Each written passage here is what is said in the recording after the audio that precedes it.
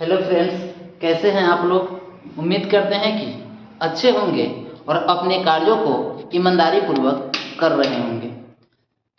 आप लोग कमेंट में जो सिंधु घाटी सभ्यता के बारे में बोले हैं कि सिंधु घाटी सभ्यता के ऊपर कुछ बताइए, तो सिंधु घाटी सभ्यता के ऊपर हम लोग निर्णय लिए हैं कि सिंधु घाटी सभ्यता के ऊपर एक वीडियो बनाते हैं। और ये सिंधु घाटी सभ्यता आप लोग जानते हैं कि बहुत लंबा चैप्टर है, जिसके वजह से हो सकता है कि सिंधु घाटी सभ्यता से 3-4 वीडियो सिंधु घाटी सभ्यता के ऊपर 3-4 वीडियो बनाया जाए, क्योंकि सिंधु घाटी सभ्यता एक लंबा वीडियो हो जाती है, एक लंबा चैप्टर है। तो यहाँ पे जो भी वीडियो बनाई जा रही है उन सभी वीडियो को देखिए और पेन डाउन कीजिए और शेयर कीजिए। और आप लोग जो भी वीडियो बन रहा है उस वीडियो पे कमेंट जरूर करें। अगर आप कमेंट नहीं करेंगे तो हम लोग को पता नहीं चलेगा इसमें क्या है नहीं है। तो जब आप कमेंट कीजिएगा, हमारी कमियों को बताइएगा, तब जाके उस कमियों पे हम लोग उतरने का प्रयास करेंगे, उस कमियों को सुधारने का प्रयास करेंगे। और आजकल जो चल रहा है, ये हाल फिलहाल में एक 12th फेल मूवी आया था। उस मूवी में दिखाया जा रहा है कि एक शारदा जैसी लड़की मनोज नामक लड़का से एक प्रेम प्रसंग करती है और मनोज नामक लड़का को एक शारदा जैसी लड़की प्राप्त होती है, मिलती है, जिसके वजह से वह IPS बन जाते हैं। यहाँ पे देखिएगा, सभी लोगों को, सभी बच्चे को शारदा जैसी लड़की चाहिए, लेकिन वो बच्चा कभी ये नहीं सोचता है कि मुझे मनोज जैसा लड़का बनना है। अगर आप मनोज जैसा लड़का बनिएगा तब जाके आप शारदा जैसी लड़की का उम्मीद रख सकते हैं, शारदा जैसी लड़की आपको मिलेगी। आप खुद राम हो नहीं और सीता का इंतजार करते हो कि मेरी वाइफ, मेरी होने वाली वाइफ जो होगी, मेरी गर्लफ्रेंड जो होगी, वो सीता जैसी होनी चाहिए। अरे यार, खुद आप राम बनो तब जाके आप सीता की प्राप्ति कर सकते हो, चाहे सीता की अपेक्षा कर सकते हो। लेकिन आप खुद राम नहीं बनिएगा और कहिएगा कि मुझे सीता मिल जाए। आप खुद मनोज नहीं बनिएगा और कहिएगा कि मुझे शारदा जैसी लड़की मिल जाए। ये कहीं से ये सही बात नहीं है। लेकिन ये भी सत्य है कि आज के दौर में अगर कोई लड़का मनोज जैसा अपना जीवन यापन बिताते हैं तो उसे कोई लड़की भाव नहीं देती है। ये बहुत बड़ा सत्य है। इसीलिए लड़का सब मनोज जैसा अपना ज़िंदगी बिताने का प्रयास नहीं करते हैं और वो थोड़ा ये जिंट पेंट में रहते, जिसके वजह से लड़कियां लोग धोखा खा जाती है। और एक चीज़ और देखिएगा आप लोग, अभी फिलहाल 12th फेल जो मूवी आया है, उस मूवी से जो फॉर्म फिलअप 5,000 होने वाला है किसी भी वैकेंसी के लेकर, वह फॉर्म फिलअप 15 लाख में भी कन्वर्ट हो जा रहा है, 20 लाख में कन्वर्ट हो जा रहा है। इसके पीछे क्या है कि सब बच्चा 12th फेल मूवी देखकर इनर्जेटिक हो गए हैं और इनर्जेटिक हो गए हैं, जिसके वजह से वो चाहते हैं कि हम उनकी बार रिजल्ट दे ही देंगे। ठीक, तो आपको उस हिसाब से पढ़ाई करनी है और उस हिसाब से आपको रिजल्ट का उम्मीद रखना है। तो चलिए हम लोग सिंधु घाटी सभ्यता के ऊपर चलते हैं। और जब तक आप राम नहीं बनिएगा सीता नहीं मिलेगी, नहीं तो वे सुपनेखा ही मिलेगी। समझ रहे हैं ना। चलिए हम लोग चलते हैं सिंधु घाटी सभ्यता के ऊपर। सिंधु घाटी सभ्यता के नामकरण को लेकर जानेंगे, सिंधु घाटी सभ्यता को ड्यूरेशन को लेकर जानेंगे, सिंधु घाटी सभ्यता में किन किन स्थलों से किन किन चीज़ों की साक्ष्य मिली, इनके बारे में जानेंगे। हो सकता है तो ये वीडियो लंबा हो सकता है सिंधु घाटी सभ्यता के ऊपर 3-4 वीडियो बने।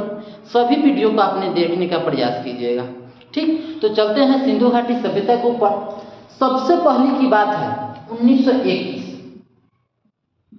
1921 ईस्वी से पहले, 1921 ईस्वी से पहले अर्थात 1921 ईस्वी तक कह सकते हैं कि हम लोग जानते थे कि हमारा सबसे प्राचीन सभ्यता जो है ये वैदिक सभ्यता है। क्या है? वैदिक सभ्यता है। सबसे प्राचीन सभ्यता जो है यह वैदिक सभ्यता है। 1921 ईस्वी तक हम लोग जानते थे कि सबसे प्राचीन सभ्यता वैदिक सभ्यता है। लेकिन जैसे ही 1921 ईस्वी में एक स्थल की साक्ष्य मिलती है, जिस स्थल का नाम होता है हड़प्पा। क्या होता है? हड़प्पा। जिस स्थल का नाम होता है हड़प्पा, और इस हड़प्पा के खोज जब होते हैं दयाराम साहनी जी के द्वारा, तब मानी जाती है कि इससे भी हमारा प्राचीन सभ्यता रह चुकी है। क्यों? क्योंकि हड़प्पा से कुछ ऐसे साक्ष्य मिलती है जिससे क्लियर होता है, जिससे ये पता चलता है कि हमारा सभ्यता इससे भी कोई प्राचीन सभ्यता है। चलो इसके बारे में हम लोग खोज करने की प्रयास करते हैं। तो जिसके वजह से 1921 ईस्वी तक हम लोग जानते थे कि वैदिक सभ्यता हमारा प्राचीन सभ्यता है, लेकिन 1921 ईस्वी में जब हड़प्पा का खोज होता है, जिसके बाद हम लोग मानते हैं उस हड़प्पा से कुछ ऐसे साक्ष्य की प्राप्ति की जाती है, जिसके वजह से हम लोग मानते हैं कि हमारा सभ्यता इस वैदिक सभ्यता से भी कोई पुराना सभ्यता है। इस चीज को क्लियर हो। अब यहाँ पे जानेंगे कि इस सिंधु घाटी सभ्यता को हम लोग हड़प्पा सभ्यता के नाम से भी जानते हैं। सिंधु घाटी सभ्यता को हम लोग कांस्ययुगीन सभ्यता के नाम से भी जानते हैं। सिंधु घाटी सभ्यता को हम लोग सिंधु सरस्वती सभ्यता के नाम से भी जानते हैं। और ये क्यों जानते हैं, ये सभी चीज के बारे में हम लोग जानेंगे नामकरण को लेकर। उससे पहले हम लोग चलते हैं पूरे विश्व में। अगर आपसे कोई क्वेश्चन पूछेगा, थोड़ा विश्व लेवल पे हम लोग चलते हैं, पूरे विश्व में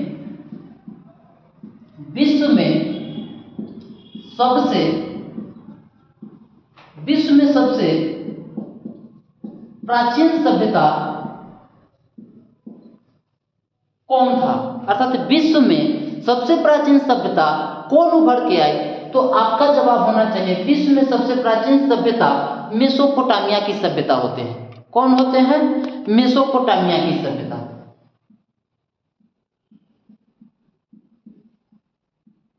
मेसोपोटामिया की सभ्यता, विश्व का सबसे प्राचीन सभ्यता मेसोपोटामिया की सभ्यता होती है, जिसे हम लोग सुमेरियन की सभ्यता के नाम से भी जानते हैं। इसी मेसोपोटामिया की सभ्यता को सुमेरियन की सभ्यता के नाम से भी जाना जाता है, और यह पश्चिमी सभ्यता के अंतर्गत रखा जाता है। यह पश्चिमी सभ्यता के अंतर्गत अगर पूछेगा कि पश्चिमी सभ्यता सबसे कौन प्रथम सभ्यता हुई, तो मेसोपोटामिया की सभ्यता, जिसे हम लोग सुमेरियन की सभ्यता के नाम से भी जानते हैं। इसे प्राचीन सभ्यता भी कहा जाता है। क्यों? क्योंकि यह पूरे विश्व में सबसे प्रथम सभ्यता मेसोपोटामिया की सभ्यता हुई, सुमेरियन की सभ्यता हुई। लगभग इस सभ्यता को उदय किया गया 4000 बीसी के आसपास में। 4000 बीसी में इस सभ्यता को उदय में लाई गई, और यह सभ्यता जो है पश्चिमी सभ्यता के अंतर्गत आती है, जो ईरान और इराक के देश में पड़ते हैं।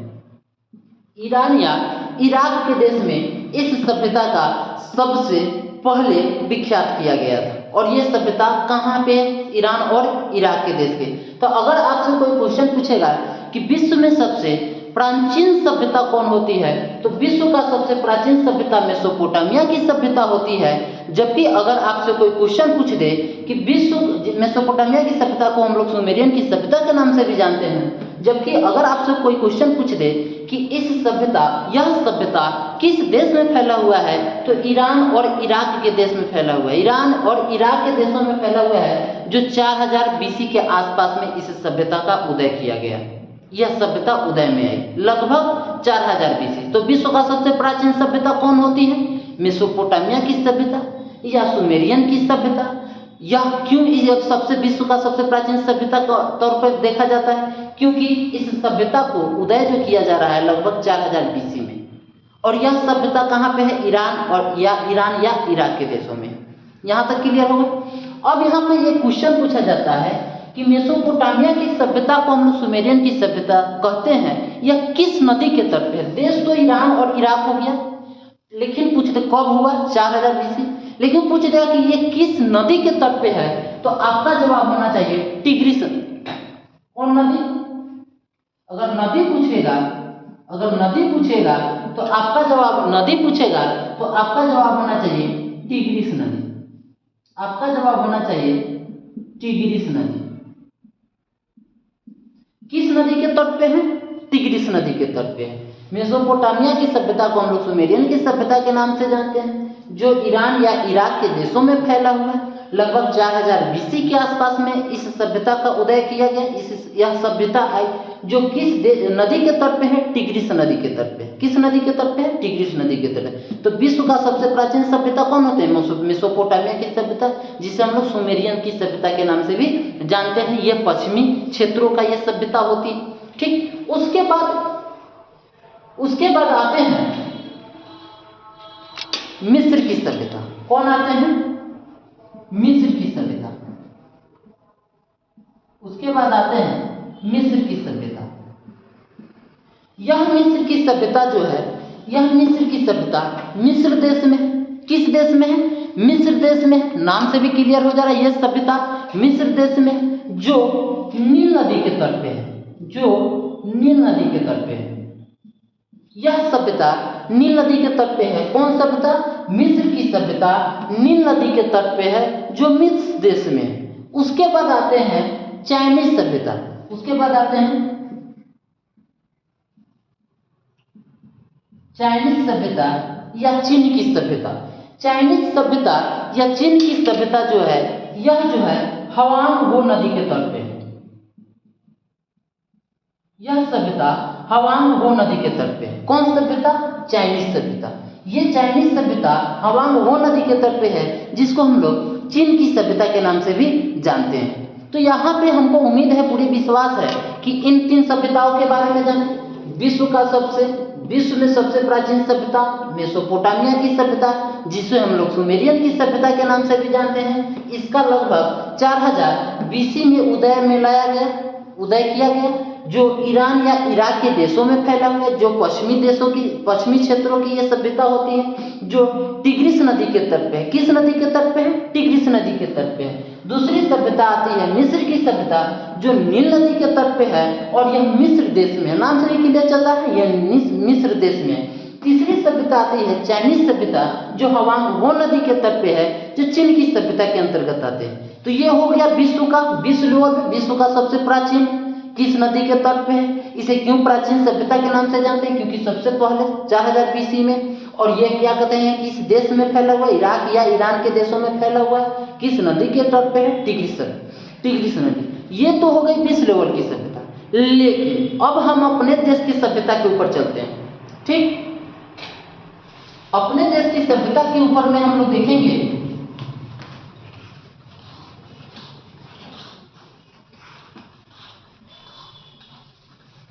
सिंधु घाटी सभ्यता।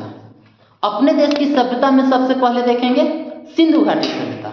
अब यहाँ पे देखिएगा, यह सिंधु घाटी सभ्यता हमारे देश का सबसे प्राचीन सभ्यता होते हैं।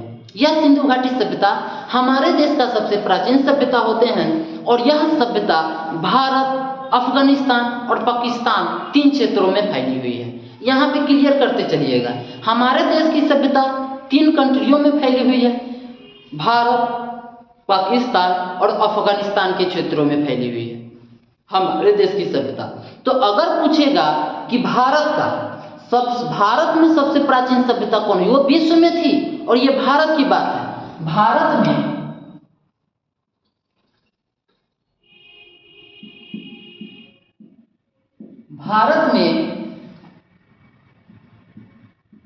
सबसे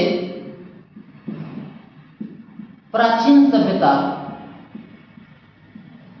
कौन हुई? तो आपका जवाब होना चाहिए सिंधु घाटी सभ्यता। भारत में सबसे प्राचीन सभ्यता कौन हुई? तो आपका जवाब होना चाहिए सिंधु घाटी सभ्यता, जिसको हम लोग हड़प्पा सभ्यता के नाम से भी जानते हैं, जिसे हम लोग कास्यपियन सभ्यता के नाम से भी जानते हैं, जिसे हम लोग सिंधु सरस्वती सभ्यता के नाम से भी जानते हैं। ये भी पढ़ने को मिलेगा कि इसे क्यों सिंधु घाटी सभ्यता कहा गया, इसे क्यों हड़प्पा सभ्यता कहा गया, इसे क्यों कास्यपियन सभ्यता कहा गया, इसे क्यों सरस्वती सिंधु सभ्यता के नाम से जानते हैं, कहा गया। ये सभी चीज बने। तो भारत में सबसे प्राचीन सभ्यता सिंधु घाटी सभ्यता, वो विश्व का सबसे प्राचीन सभ्यता मेसोपोटामिया की सभ्यता, सुमेरियन की सभ्यता, जबकि भारत में सबसे प्राचीन सभ्यता सिंधु घाटी सभ्यता। और ये देखिएगा, यह सभ्यता जो होती है सिंधु घाटी सभ्यता,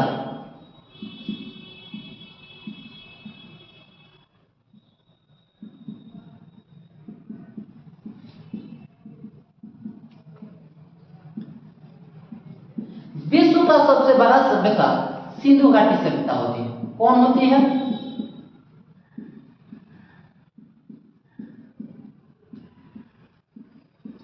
विश्व का सबसे बड़ा सभ्यता कौन होती है?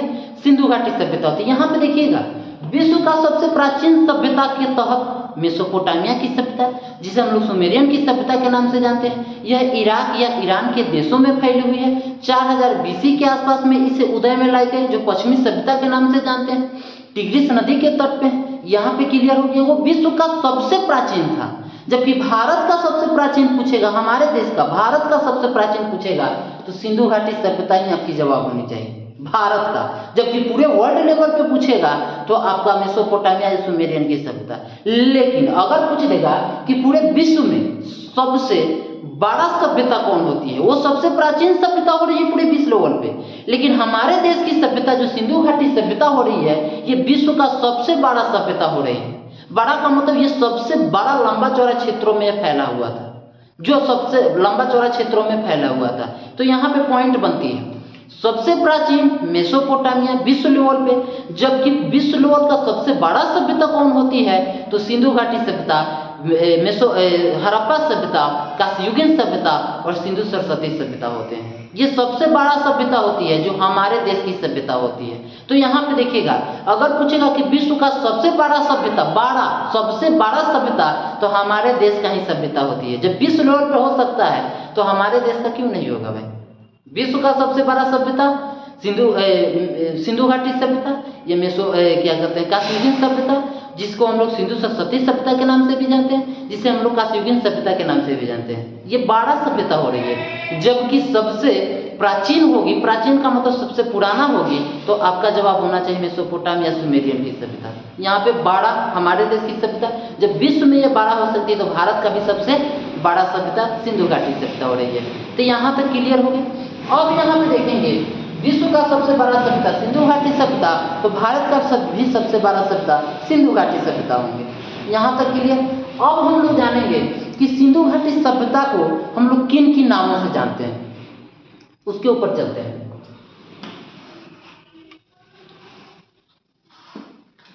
सिंधु घाटी सभ्यता को हम लोग मुख्यतः 3-4 नाम देते हैं। इसे हड़प्पा सभ्यता भी कहते हैं, इसे कांस्ययुगीन सभ्यता भी कहते हैं, और इसे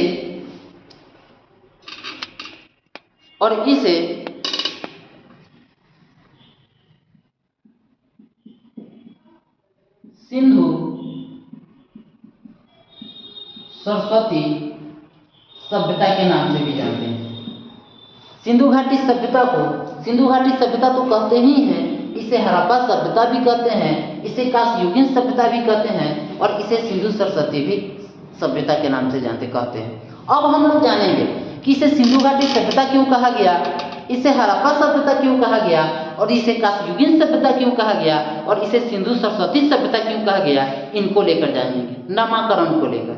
ठीक, तो यहाँ पे देखिएगा, हड़प्पा सबसे प्रथम स्थल, सिंधु घाटी सभ्यता का सबसे प्रथम स्थल जो होते हैं 1921 ईस्वी में दयाराम साहनी जी के द्वारा। किसके द्वारा?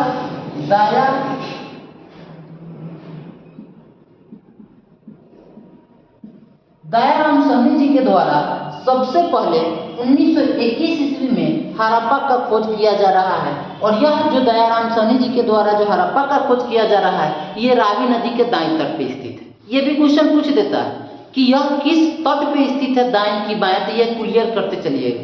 रावी नदी के दाएं तट पे स्थित है ये हड़प्पा, जो दयाराम साहनी जी के द्वारा खोजा गया 1921 ईस्वी में। अब यहाँ पे क्लियर कीजिएगा, इस सभ्यता को हड़प्पा सभ्यता इसलिए कहा गया क्योंकि इस सभ्यता का प्रथम स्थल जो खोजा जा रहा है, हड़प्पा खोजा जा रहा है, जिसके वजह से इस सभ्यता का नाम दे दिया गया हड़प्पा सभ्यता। और यहाँ पे एक चीज और देखिएगा, यह सबसे उपयुक्त नाम है। अगर आपसे कोई क्वेश्चन पूछेगा कि सिंधु घाटी सभ्यता का सबसे उपयुक्त नाम कौन है, या सिंधु घाटी सभ्यता को सबसे उपयुक्त नाम से किस नाम से बुलाई जाती है, तो सिंधु घाटी सभ्यता को हड़प्पा सभ्यता के नाम से बुलाई जाती है, जो सबसे उपयुक्त नाम से जाना जाता है। सब जान रहे हैं, जो सबसे फेमस नामों से ये हड़प्पा होती है, हड़प्पा सभ्यता होती है सिंधु घाटी सभ्यता का। बात समझ रहे हैं? उसके बाद इसे कांस्ययुगीन सभ्यता भी कहा जाता है। क्यों कहा जाता है इसे कांस्ययुगीन सभ्यता? क्योंकि यह सभ्यता जो है, यह धातु के रूप में सबसे पहले कांसा के धातु का प्रयोग किए थे। इस सभ्यता के लोग, इस सभ्यता सिंधु घाटी सभ्यता के लोग सबसे पहले कांसे के धातु का प्रयोग करते हैं, जो तांबा और टीन के मिश्रण होते हैं, और इस तांबा और टीन के मिश्रण को हम लोग कांसा के धातु कहते हैं। तो इस सभ्यता के लोग, किस सभ्यता के, मणिपुर सिंधु घाटी सभ्यता के लोग सबसे पहले कांसे के धातु का प्रयोग करते हैं, जिसके वजह से इस सभ्यता को हम लोग कांस्ययुगीन सभ्यता के नाम से भी जानते हैं। कांस्ययुगीन सभ्यता नाम दे दिए।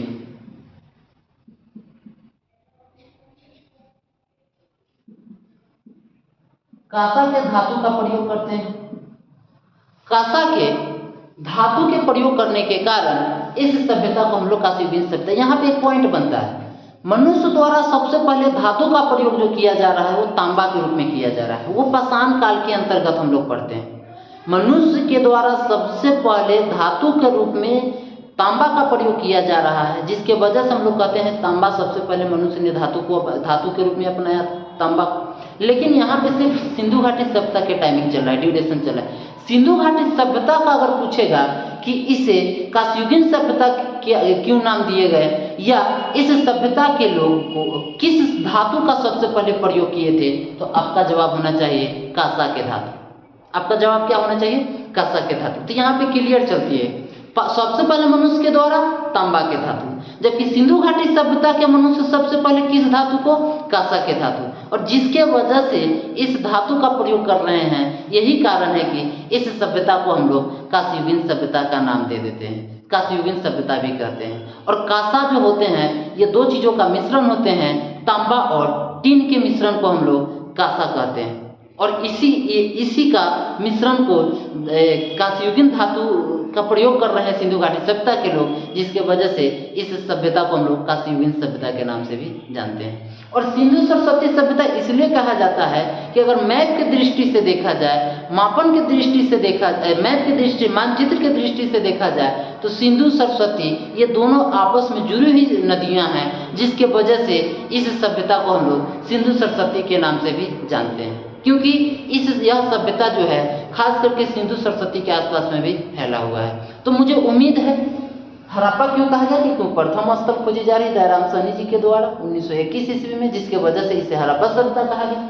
कांस्ययुगीन क्यों कहा गया? क्योंकि इस सभ्यता के लोग सबसे पहले धातु के रूप में कांसा का प्रयोग कर रहे हैं, जिससे वजह से इसे कांस्ययुगीन सभ्यता के नाम देते हैं। और कांसा किसका मिश्रण है? तांबा और टीन का। उसके बाद सिंधु सरस्वती, ये मैप के दृष्टि से, मानचित्र की दृष्टि से यह सभ्यता सबसे ज़्यादा सिंधु सरस्वती के आसपास में फैला हुआ है, जिसके वजह से इसे सिंधु सरस्वती सभ्यता के नाम से भी जानते हैं। ठीक, अब इसको हम लोग सिंधु घाटी सभ्यता क्यों कहते हैं? क्योंकि सिंधु घाटी सभ्यता का नाम इसलिए दिया जा रहा है जॉन मार्शल जी के द्वारा। जॉन मार्शल साहब ने सिंधु घाटी सभ्यता इसे इसलिए नाम देते हैं क्योंकि हड़प्पा के बाद सबसे ज़्यादा वस्तु जो खोजी जा रही है हड़प्पा के बाद, अर्थात 1921 ईस्वी के बाद सबसे ज़्यादा वस्तु जो खोजी जा रही है वो सिंध प्रांत में खोजी जा रही है, सिंधु नदी के आसपास में खोजी जा रही है, जिसके वजह से इस सभ्यता को हम लोग सिंधु घाटी सभ्यता के नाम से भी जानते हैं। तो मुझे उम्मीद है कि नामकरण को लेकर अगर कोई आपसे पूछेगा कि सिंधु घाटी सभ्यता को सिंधु घाटी सभ्यता क्यों कहते हैं, हड़प्पा क्यों कहते हैं, कांस्ययुगीन क्यों कहते हैं, ये सिंधु सरस्वती क्यों कहते हैं, ये आप लोग क्लियर करते चले जाइएगा, बताते चले जाइएगा।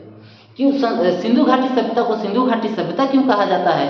क्योंकि जॉन मार्शल साहब ने हड़प्पा के बाद जो भी वस्तु खोजी जा रही है वो सबसे ज़्यादा सिंध प्रांत में खोजी जा रही है, जिसके वजह से जॉन मार्शल साहब इसका नाम रख देते हैं सिंधु घाटी सभ्यता।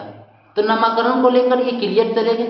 उसके बाद यहाँ पे चीज़ और देखिएगा, सिंधु घाटी सभ्यता में ये तो सिंध प्रांत में सबसे ज़्यादा वस्तु खोजी जा रही है कब? हड़प्पा के खोज होने के बाद। लेकिन अगर आपसे कोई क्वेश्चन पूछेगा स्वतंत्रता के बाद, अर्थात हमारा देश 1947 में स्वतंत्र होती है, तो स्वतंत्रता के बाद सबसे ज़्यादा वस्तु का खोज कहाँ पे किया गया है? तो गुजरात में किया गया है। कहाँ पे किया गया है? गुजरात में किया गया है। सबसे ज़्यादा वस्तु का खोज गुजरात में की जा रही है स्वतंत्रता के बाद। जबकि उससे पहले सबसे ज़्यादा वस्तु का खोज कहाँ किया गया? सिंध प्रांत में खोजी गई, जिसकी वजह से इसे सिंधु घाटी सभ्यता के नाम से भी जानते हैं। जॉन मार्शल के द्वारा ये शब्द दी जा रही है कि इनका नाम सिंधु घाटी सभ्यता रखा जाए। तो मुझे उम्मीद है कि नामकरण को लेकर आप लोग को क्लियर हो गया हो। उसके बाद हम लोग जानते हैं सिंधु घाटी सभ्यता 3 देशों में फैली हुई थी। एक जो फैले, यहाँ पे नामकरण हो गया, क्या कहते हैं, स्क्रीनशॉट ले लीजिए आप लोग।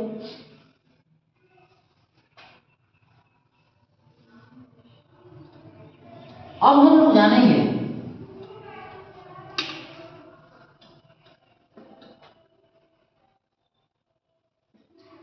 सिंधु घाटी सभ्यता के टाइमिंग को लेकर।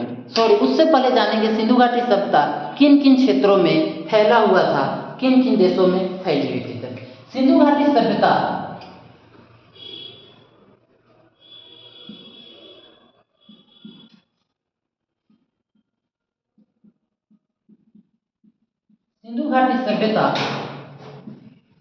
का विस्तार, यहाँ पे देखिएगा, घाटी का मतलब होता है 2 नदियों के आसपास में फैले हुए क्षेत्र।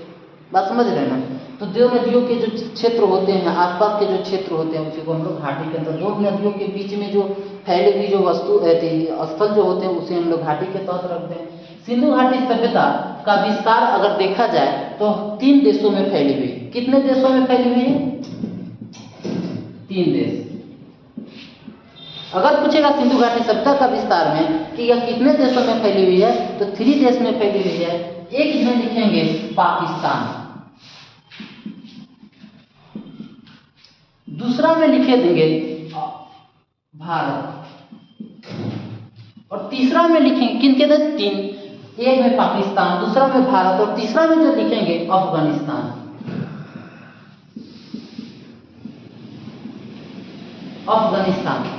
पाकिस्तान के 3 प्रांत में, पाकिस्तान के कितने प्रांत में? 3 प्रांत में, जैसे कि सिंध प्रांत,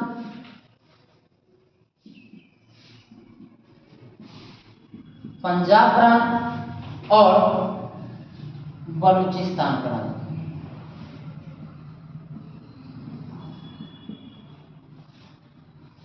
सिंध प्रांत, पंजाब प्रांत और बलूचिस्तान प्रांत। जैसे कि अगर आपसे कोई क्वेश्चन पूछेगा कि सिंध प्रांत में कौन पड़ते हैं, तो आपका जवाब होना चाहिए मोहनजोदड़ो के नाम सुने होंगे आप लोग। मोहनजोदड़ो, जिसको हम लोग शादी करते थे मिट्टी का टीला।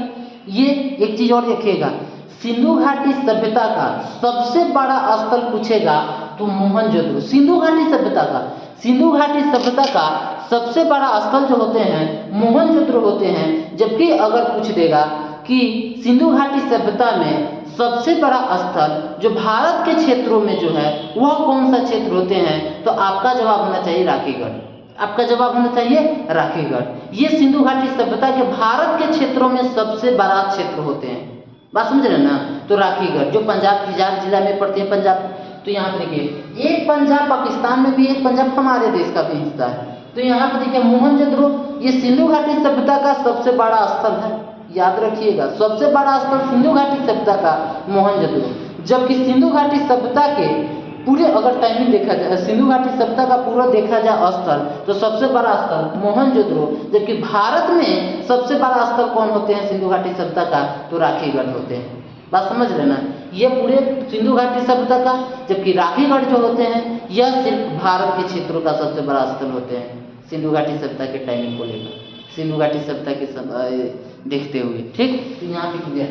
पंजाब प्रांत जो रावी नदी पड़ते हैं, और यह रावी नदी के तट पे हड़प्पा जो है। अब यहाँ पे क्लियर, पंजाब प्रांत में रावी नदी, हड़प्पा। तो अगर आपसे कोई क्वेश्चन प्रांत पूछ दे, प्रांत का मतलब होता है कि बड़ा सा क्षेत्र, प्रांत का मतलब एक भाग। तो अगर पूछ देगा कि मोहनजोदड़ो किस प्रांत में स्थित है, हड़प्पा किस प्रांत में स्थित है, नदी के नाम तो सब कोई जानते हैं कि यह हड़प्पा जो है ये रावी नदी के तट पे है, मोहनजोदड़ो है जो सिंध नदी के तट पे, सिंधु नदी के तट पे है। लेकिन अगर प्रांत पूछ दे कि किस प्रांत में है, तो आपको पूरा प्रांत देना है। किस प्रांत में है मोहनजोदड़ो? सिंध प्रांत में। हड़प्पा किस प्रांत में है? पंजाब प्रांत में है। नदी के तो नाम जानते हैं। और बलूचिस्तान जो है, बलूचिस्तान यहाँ पे देखा जाता है मेहरगढ़। मेहरगढ़ के आप लोग नाम सुने होंगे। मेहरगढ़ जो है यह बलूचिस्तान प्रांत में है, ये पंजाब के बलूचिस्तान प्रांत में है मेहरगढ़, जो बोलन नदी के तट पे है। इसी मेहरगढ़ से सबसे पहले कृषि के साक्ष्य मिलती है, और उस कृषि के साक्ष्य में सबसे पहले जो मिलती है वो जौ का साक्ष्य मिलती है कृषि के रूप में मेहरगढ़। जबकि जोते हुए खेत के प्रमाण में पूछेगा तो कालीबंगा राजस्थान, यहाँ पे क्लियर रहिएगा। ठीक, मुझे उम्मीद है कि आप लोग को ये पूरा समझ में आती होगी। बलूचिस्तान प्रांत के क्षेत्र का हिस्सा होते हैं मेहरगढ़, जो पाकिस्तान में पड़ते, जो बोलन नदी के तट पे है। तो अगर पूछेगा कि सिंधु घाटी जो है पाकिस्तान के किन किन क्षेत्रों में फैली हुई है, तो सिंध प्रांत में, पंजाब प्रांत में, बलूचिस्तान प्रांत में। ठीक, अब हम लोग भारत के क्षेत्रों में जब देखेंगे तो भारत के क्षेत्रों में देखेंगे तो भारत के क्षेत्रों में जो पड़ते हैं यह सिंधु घाटी सभ्यता, जैसे कि जम्मू कश्मीर, जेके, गुजरात, पंजाब,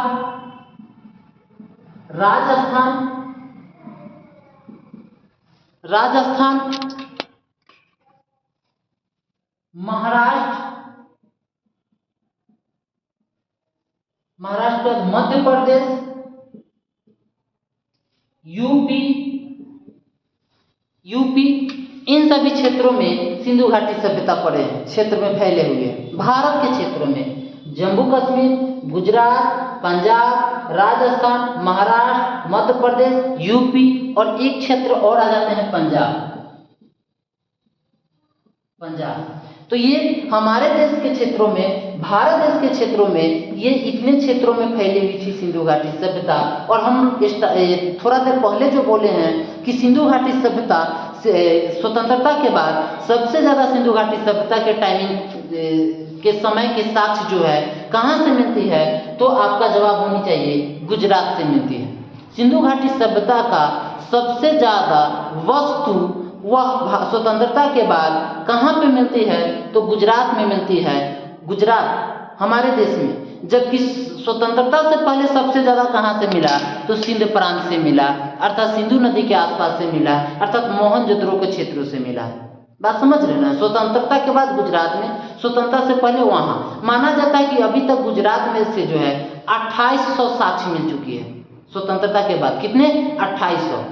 ठीक, तो यहाँ पे गुजरात ये इस प्रकार से ढांचा रहेगी कि भारत के क्षेत्रों में किन किन क्षेत्रों से, तो यहाँ पे है। फिर हम लोग मोहनजोदड़ो के ऊपर फिर से एक बार बोल देते हैं। बात का सिंधु घाटी सभ्यता का सबसे बड़ा स्थल, जबकि भारत का सबसे बड़ा स्थल कौन होते हैं सिंधु घाटी सभ्यता के टाइमिंग को लेकर, तो आपका जवाब होना चाहिए राखीगढ़। ठीक, अब हम लोग अफगानिस्तान के क्षेत्रों में, 2 क्षेत्रों में सिंधु घाटी सभ्यता फैली हुई थी अफगानिस्तान के क्षेत्रों में। तो अफगानिस्तान के क्षेत्रों में वो 2 क्षेत्र कौन थे? सुदगुई था और मुंडगाई। सुदगुई और मुंडगाई यहाँ से माने जाते घोड़े स्टीफन जब मिली, तो जो हम लोग सिंधु घाटी सभ्यता के विस्तार में जब पढ़ेंगे तो वहाँ पे चलेगा। ये थोड़ा अधिक चल रहा है कि संक्षिप्त क्या कहते हैं, सिंधु घाटी सभ्यता का थोड़ा परिचय चल रही है कि किन किन देशों में सिंधु घाटी सभ्यता फैली हुई थी। पाकिस्तान, भारत और अफगानिस्तान, ये 3 क्षेत्रों में है। पाकिस्तान के किन किन क्षेत्रों में, भारत के किन किन क्षेत्रों पे, पाकिस्तान के किन किन क्षेत्रों पे, यहाँ पे क्लियर चलेगा। ठीक, तो ये सभी थोड़ा आप लोग याद कर लीजिएगा। यहाँ से क्वेश्चन, ये हड़प्पा मोहनजोदड़ो किस नदी के कौन खोज किया था, ये सब लोग जानते हैं यार, थोड़ा आप लोग अलग से जानिए, और यही आपकी रिजल्ट दे सकती है। जो सब लोग जानेंगे वो तो सब लोग जान रहे हैं, अगर सब लोग जो जान रहे हैं वो चीज़ आप भी जान रहे हैं, तो समझिए कि सब लोग में आप भी रहिएगा, इसका मतलब है कि रिजल्ट नहीं हो सकता है। रिजल्ट के लिए आपको कुछ अलग जानकारी प्राप्त करना पड़ेगा। वो तो जान ही रहे हैं, जो बेसिक चीज़ें वो तो जान ही रहे हैं, लेकिन जब तक डिटेल्स नहीं जानिएगा तब तक आपका रिजल्ट नहीं होगा। तो आपको डिटेल्स जानने की प्रयास होनी चाहिए और डिटेल्स जानकारी रखनी चाहिए, तब जाके आपका रिजल्ट का उम्मीद होगा, नहीं तो नहीं होगा। क्योंकि जो बेसिक चीज़ है वो सब लोग जान रहे हैं, आपको विशेष ज्ञान की ज़रूरत है।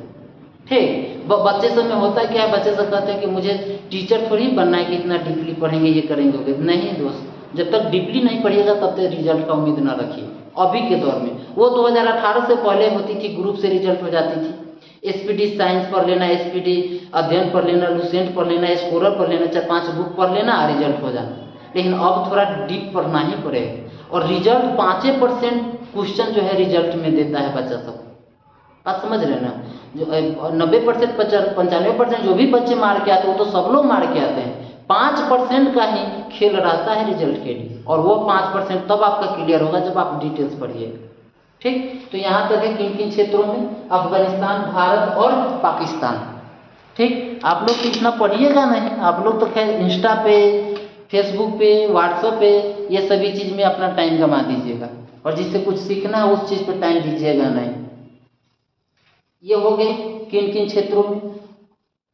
चलिए ले लीजिए स्क्रीनशॉट।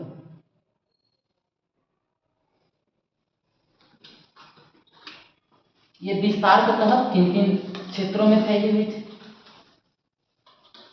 टाइमिंग को लेकर, क्या कहते हैं, नामकरण को लेकर हम लोग जाने। अब जो हम लोग जानेंगे सिंधु घाटी सभ्यता के टाइमिंग को लेकर, ड्यूरेशन को लेकर, सिंधु घाटी सभ्यता का समय को लेकर।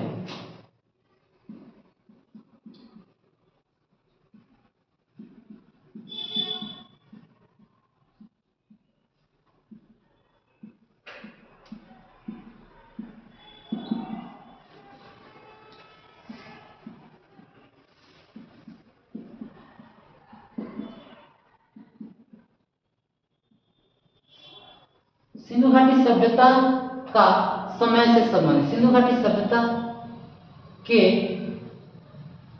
समय से संबंधित बातों को जानेंगे, सिंधु घाटी सभ्यता के समय से संबंधित बातों को जानेंगे।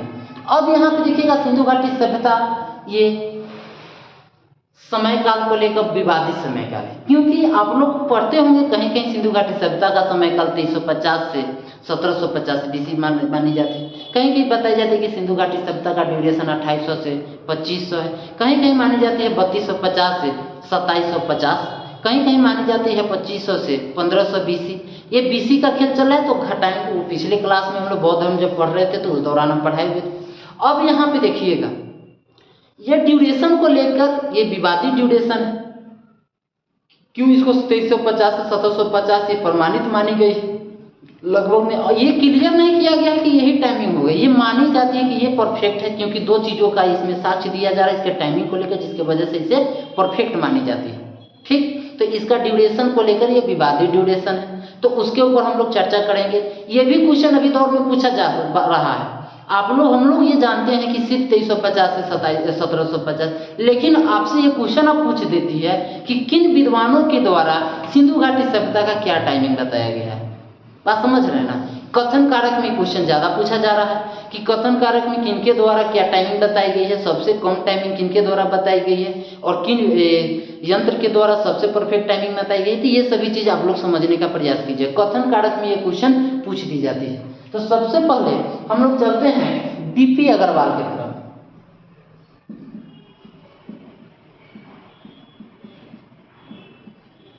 डीपी अग्रवाल ये एक इतिहासकार होते हैं जिन्होंने, कहते हैं, सिंधु घाटी सभ्यता का समय काल जो है 2350 BC से 1750 BC, 1750 BC डीपी अग्रवाल के अनुसार।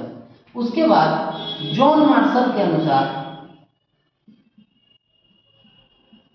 जॉन मार्शल साहब के अनुसार सिंधु घाटी सभ्यता का समय काल जो मानी जाती है 3250 BC से 2750 BC मानी जाती है। ठीक, उसके बाद प्रोफेसर मैको के अनुसार, प्रोफेसर मैके के अनुसार सिंधु घाटी सभ्यता का जो ड्यूरेशन मानी जाती है वह 2500 BC से 1500 BC मानी गई है। प्रोफेसर मैके हो गई। मार्टिमर हुरिलर,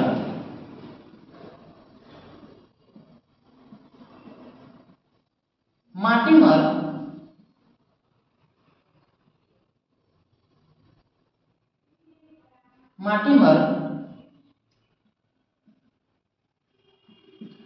साहब के अनुसार सिंधु घाटी सभ्यता का टाइमिंग जो मानी जाती है, सिंधु घाटी बीपी प्रोफेसर मैके के अनुसार सिंधु घाटी सभ्यता का जो टाइमिंग मानी जाती है यह 1500 बीसी से, इसका टाइमिंग थोड़ा हम मिस कर रहे हैं।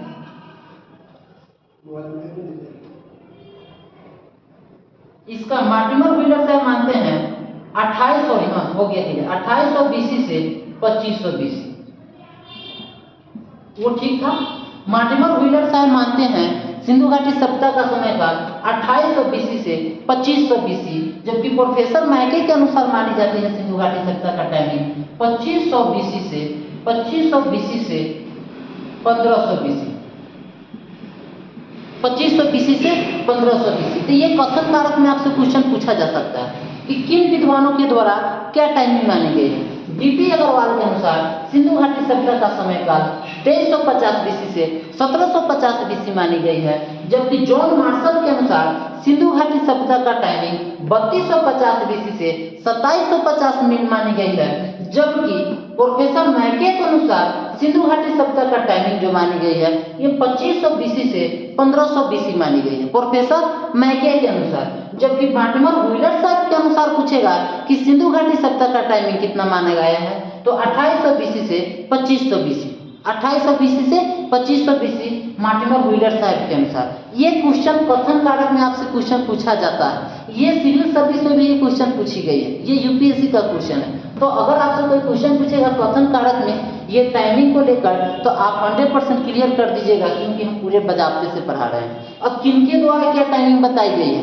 अगर इसी में पूछ देगा, घुमा देगा क्वेश्चन कि सबसे कम टाइमिंग सिंधु घाटी सभ्यता का किन विद्वानों के द्वारा गया है, तो मार्टिमर व्हीलर साहब के द्वारा 2800 से 1500 बीसी सबसे कम टाइमिंग माना गया है ना।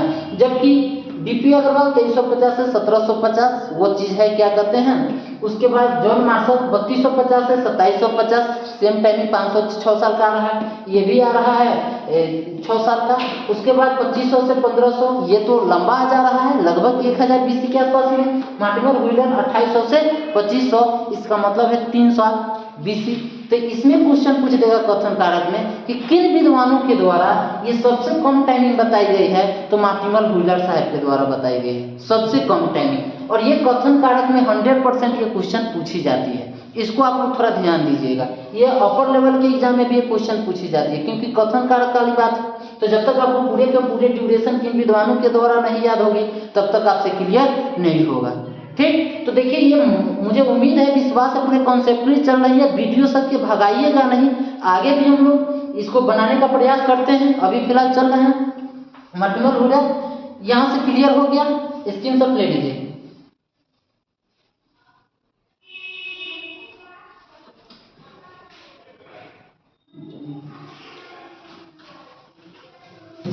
ये टाइमिंग को लेकर हम लोग समझे, नामकरण को लेकर हम लोग समझे, टाइमिंग को लेकर हम लोग समझे कि किन विद्वानों के द्वारा क्या टाइमिंग बताई गई है, और इनका नामकरण सिंधु घाटी सभ्यता क्यों रखा गया, हड़प्पा क्यों रखा गया, काशी युगीन क्यों कही गई, इसे सिंधु सरस्वती सभ्यता क्यों कही गई। यहाँ तक तो क्लियर हो गई, टाइमिंग को लेकर क्लियर हो गई। अब हम लोग जानेंगे, क्लियर नहीं किए हम इस बात को, किन विद्वानों के द्वारा टाइमिंग क्या हुआ ये क्लियर नहीं हुआ। सबसे परफेक्ट, सबसे मान्य टाइमिंग क्या मानी गई है ये जानते हैं। सबसे मान्य टाइमिंग मानी जाती है, एक यंत्र आती है, एक यंत्र आती है जिसको हम लोग कार्बन 14 जैसी नवीन यंत्र कहते हैं, नवीन यंत्र कहते हैं।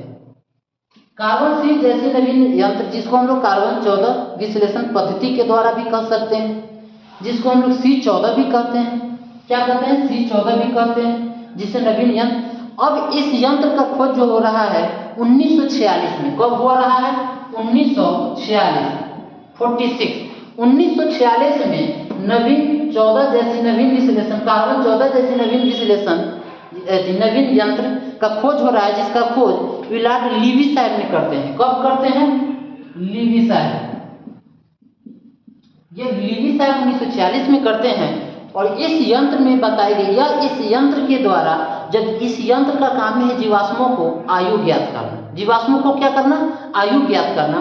और इस यंत्र के द्वारा भी जब सिंधु घाटी सभ्यता का टाइमिंग मानी गई तो यह यंत्र भी जो बता रहा है सिंधु घाटी सभ्यता का टाइमिंग 2350 बीसी से 1750 बीसी, कहीं कहीं 2350 बीसी से 1700 बीसी के आसपास में बताई जाती है, यह यंत्र भी कह रहा है। और डीपी अग्रवाल साहब भी कह रहे हैं। तो डीपी अग्रवाल विद्वान के द्वारा और इस यंत्र के द्वारा भी कहा जा रहा है। नवीन विश्लेषण पद्धति हो रही है 1946 में, कार्बन सीट जिसकी खोज 1946 में लिवी साहब करते हैं। यह यंत्र भी जो कह रहा है यह 2350 बीसी से 1750 बीसी कह रही है, जिसके कारण सिंधु घाटी सभ्यता का टाइमिंग सबसे परफेक्ट टाइमिंग मानी गई है 2350 से 1750। क्यों? क्योंकि एक डीपी अग्रवाल भी कह रहे हैं और एक यंत्र भी कह रहा है, तो इस चीज को आप झूठा नहीं कर सकते हैं, अनुमानित माने जाते 50 साल इधर नहीं तो उधर, ठीक। तो जिसके वजह से सबसे परफेक्ट टाइमिंग 2350 से 1750 मानी गई है सिंधु घाटी सभ्यता का टाइमिंग। तो यहाँ तक आप लोग को क्लियर हो गया होगा। अब यहाँ पे देखिएगा यह यंत्र में क्या होती है, जब जीवाश्म जितने कम समय का ये मानी जाती है कि ये सब, तो उसके उतना ही पुराना उसका माना जाता है कि यह यंत्र है, सबसे पुराना यह वस्तु है। बात समझ रहे ना? तो यहाँ पे क्लियर हो गया। अब हम लोग सिंधु घाटी सभ्यता से टाइमिंग को लेकर अगर कोई पूछेगा तो यहाँ पे पूरा देंगे। अब 2350 से 1750 से बचवा वाला खेल नहीं हो गया। अब ये पूरा डिटेल्स बताएंगे कि किन विद्वानों के द्वारा क्या बताई गई है और किन के द्वारा कम समय बताई गई है और इसे 2350 से 1750 क्यों कही गई है, ये क्लियर हो गया। अब हम लोग चलेंगे सिंधु घाटी सभ्यता के राजनीतिक जीवन के बारे में।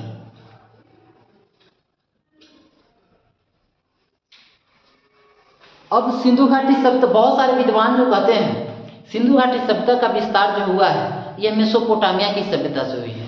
बहुत सारे विद्वान कहते हैं कि सिंधु घाटी सभ्यता का विस्तार जो हुआ है मेसोपोटामिया की सभ्यता से हुई है। बहुत सारे कहते हैं कि नहीं, हमारे सभ्यता का जो विस्तार हुआ है ये खुद हुआ है। लेकिन यह क्लियर है कि कहीं ना कहीं हम लोग का जो नाम रखी जाती है, जो भी हम लोग कुछ काम करते हैं तो कहीं ना कहीं दूसरे व्यक्ति को देख कर ही करते हैं, ये भी सत्य है। दूसरे व्यक्ति को देख के ही करते हैं। जैसे कि आपके माइंड में अगर आईएएस बनने का सपना हुआ है तो आप आईएएस बनने की सपना तब देखिएगा जब दूसरे व्यक्ति को आईएएस देखेंगे। जैसे कि आप लोग 12th फेल मूवी देखे होंगे, उस मूवी में भी ये दिखाया गया आईपीएस ये सभी चीज़। तो कहीं ना कहीं सेकेंड पर्सन को जब तक हम लोग नहीं देखते हैं हमारे माइंड में कुछ ऐसी बात नहीं आती है। तो ये हद तक, हाँ भले हद तक उसके दिशा निर्देश पे नहीं चल सकते हैं, लेकिन उसके किया गया कार्यों पे हम नहीं चल सकते हैं। लेकिन इतना जरूर है कि हम लोग को माइंड में तो वही कोई बात आएगी जब तक हम दूसरे को नहीं देखें। जैसे कि हमारा आपका नाम जो मम्मी पापा रखते हैं तो कहीं ना कहीं दूसरे व्यक्ति को देखे होंगे, सुने होंगे नाम, तब तो नाम रखे हैं फलना फलना फलना, पहचान करने के लिए। उसी प्रकार से बहुत सारे विद्वान कहते हैं कि सिंधु घाटी सभ्यता का जो विस्तार हुआ है मेसोपोटामिया की सभ्यता से हुई है, सुमेरियन की सभ्यता से हुई है। लेकिन कुछ विद्वान कहते हैं कि नहीं, हमारे देश का सभ्यता जो हुई है ये खुद हुई है। देखिए हद तक वहाँ से नहीं लिया जाता है, लेकिन कहीं ना कहीं वहाँ से सभ्यता का थोड़ा बहुत हम लोग लिए हैं। जैसे कि मेसोपोटामिया की सभ्यता के लिपि जो होते हैं उसको पढ़ा जा चुका है। मेसोपोटामिया की सभ्यता के लिपि क्या कहा गया है, उसे पढ़ा जा चुका है। मेसोपोटामिया या सुमेरियन की लिपि, सुमेरियन सभ्यता की लिपि को पढ़ा जा चुका है। लिपि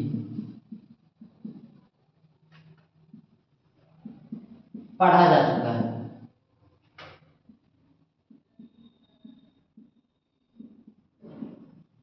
जबकि हमारे सभ्यता की लिपि को, जबकि हमारे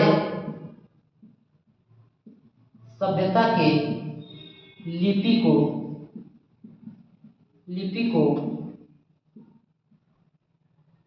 नहीं पढ़ा गया है, नहीं पढ़ा गया है। अब यहाँ पे देखिएगा ये क्लियर हो रही है कि मेसोपोटामिया की लिपि को पढ़ा जा चुका है, जबकि हमारे सभ्यता की लिपि को पढ़ा नहीं गया है। इससे क्लियर हो रहा है कि उसके सभ्यता से हमारी सभ्यता का अति पहचान नहीं बनी है, उस सभ्यता से हमारी सभ्यता आगे नहीं बढ़ा है। ये खुद किया है, लेकिन थोड़ा बहुत वहाँ से कुछ लिए हैं, जिसके वजह से मानी जाती है कि उस सभ्यता को हम लोग मानते हैं कि उस सभ्यता से हमारी सभ्यता का पहचान बनी है, आगे बढ़े हैं। लेकिन यहाँ पे नहीं, अगर उसके लिपि को भी पढ़ा जा चुका है, लेकिन हमारे लिपि को नहीं पढ़ा गया। उस समय हमारा सभ्यता सबसे पहले नगरीय सभ्यता थी, जबकि उसका सभ्यता सबसे पहले ग्रामीण सभ्यता मानी गई। बात समझ रहे हैं ना? तो यहाँ पे क्लियर किया जा रहा है कि मेसोपोटामिया की सभ्यता से हमारी सभ्यता का पहचान नहीं बनी, हम लोग खुद पहचान किए। उसके लिपि को लाक्षर कहते हैं, उस लिपि को हम लोग क्या कहते हैं? लाक्षर कहते हैं। जबकि हमारा लिपि जो है भावचित्रात्मक है। क्या है? भावचित्रात्मक। हमारा लिपि क्या है? भावचित्रात्मक है, जबकि उसकी लिपि लाक्षर है। उसकी लिपि जो है पढ़ा जा चुका है, जबकि हमारी लिपि नहीं पढ़ी गई। बात समझ रहे ना? हमारे लिपि को पढ़ने का प्रयास एक व्यक्ति होते हैं जिनका नाम होता है आई महादेवन। क्या होता है? आई महादेवन। हमारी लिपि को पढ़ने का एक व्यक्ति प्रयास करते हैं जिनका नाम होता है आई महादेवन, जो पढ़ने का प्रयास तो करते हैं लेकिन पढ़ नहीं पाते हैं। तो ये भी क्वेश्चन असफल हो जाती है। ये भी क्वेश्चन पूछी जाती है कि क्या हमारी लिपि को पढ़ने का कोई व्यक्ति प्रयास किए हैं कि अभी तक पढ़ा ही नहीं गया, कोई किया ही नहीं? तो आप क्वेश्चन आप सिंपल जवाब दीजिएगा, एक व्यक्ति होते हैं आई महादेवन साहब, जिन्होंने हमारी लिपि को पढ़ने का प्रयास तो करते हैं लेकिन पढ़ नहीं पाते हैं, असफल हो जाते हैं। हमारी लिपि भावचित्रात्मक है। ठीक, जैसे कि हमारी लिपि इस प्रकार से है।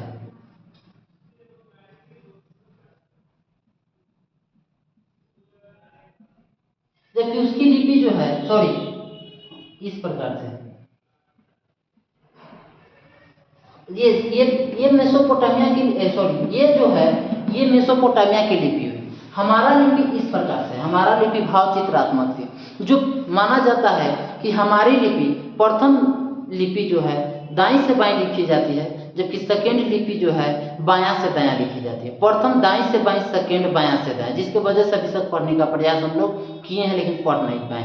तो हमारा लिपि इस प्रकार से है, जबकि मेसोपोटामिया की लिपि इस प्रकार से है,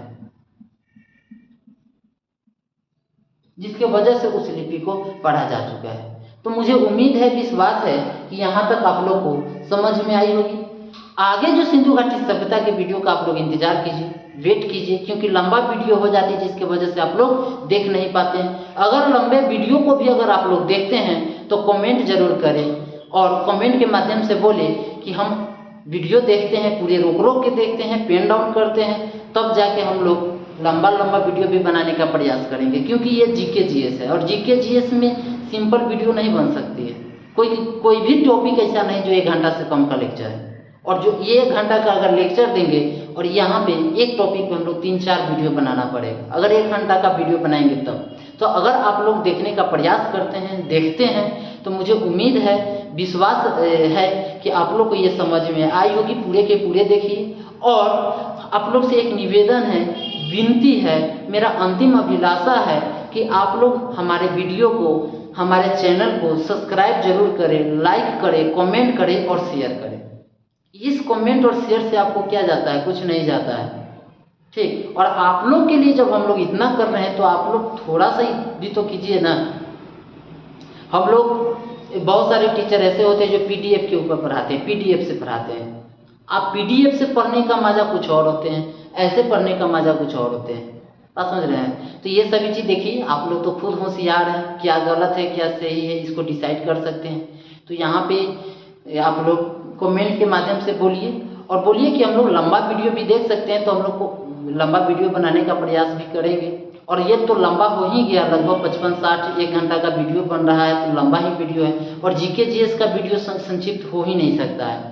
ठीक, तो आप लोग ऊर्जामान हम लोग को कीजिए, ताकि हम लोग कंटिन्यू ऊर्जामान रहें और आपके हित के लिए सोचें और आपके लिए सोचें और आगे बढ़ें, और आप भी हमारे साथ रहें। अगर हम 100% देने का प्रयास करते हैं तो आप लोग का भी अपना दायित्व है कि आप लोग भी मुझे 50% भी तो दीजिए ना, तब तो दोनों आदमी आगे बढ़ेंगे। ठीक, तो चलिए मिलते हैं अगले वीडियो में। अभी तक इतना ही। नमस्कार, प्रणाम। सत श्री अकाल।